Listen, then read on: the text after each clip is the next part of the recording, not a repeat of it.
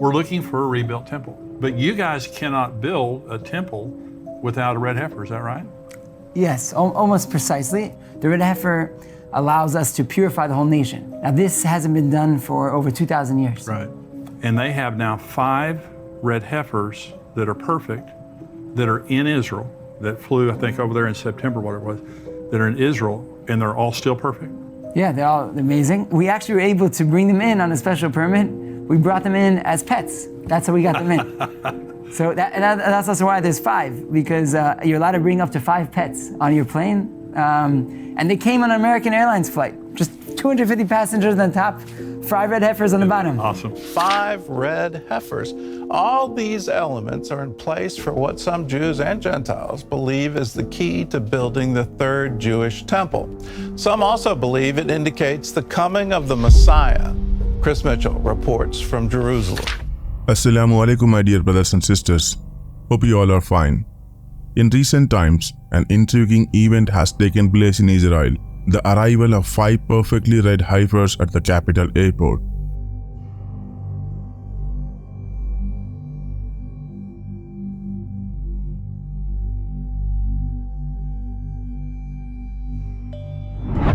These rare creatures, born after centuries, are said to be worth billions of dollars. What makes them so valuable is their unblemished status. Even under a magnifying glass, not a single mark or blemish can be found on their bodies. These extraordinary red heifers have been carefully prepared and imported from the state of Texas in the United States, known for its high-quality agriculture and animal breeds.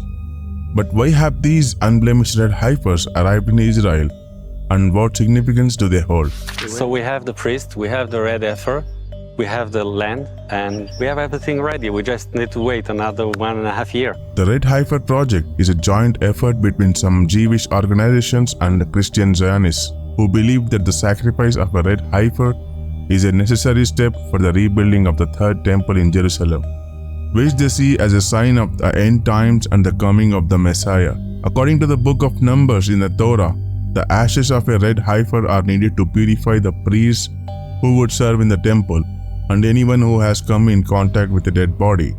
The Temple Institute actually have 9 pure priests. They didn't born in a hospital, okay? They born at home. Because they are priests, so anyway, they don't go to any cemetery, and they are pure, and they are waiting.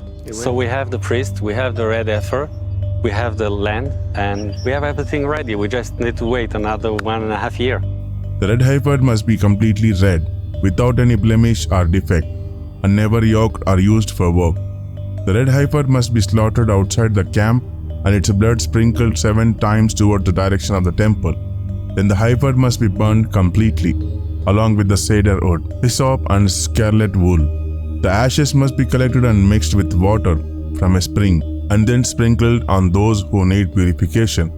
The Torah states that only 9 such sacrifices have been performed in the history, from the time of Moses to the destruction of the 2nd temple in 70 CE.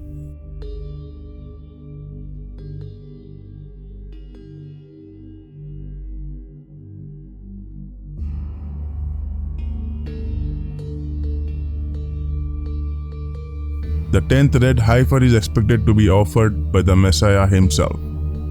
The Red Heifer Project has been searching for a suitable cow since 1987 and has imported several cows from America and Europe to Israel. However, none of them have met the strict requirements of the Jewish law, either because they developed some white hairs or spots, or because they were injured or disqualified in some way.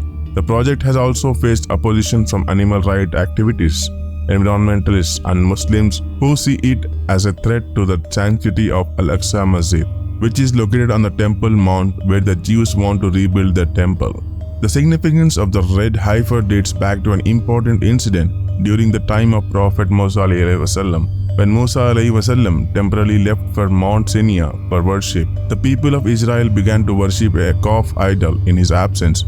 Upon his return, he destroyed the idol and the calf, an action deeply embedded in religious history.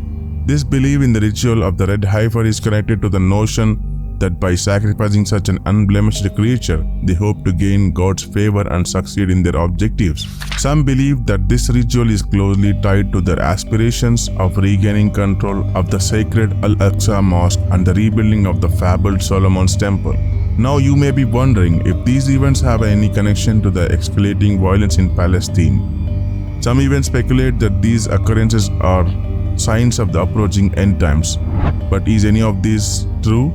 Is the red heifer a genuine sign of the end times? Is the last hour approaching? Share your thoughts and opinion on this intriguing topic. Is there a deeper connection between these events and the unfolding events in the world today? Let us know what you think. Don't forget to like and share this video to encourage meaningful discussions. Thank you for watching. Stay tuned for more engaging content. Ma salama.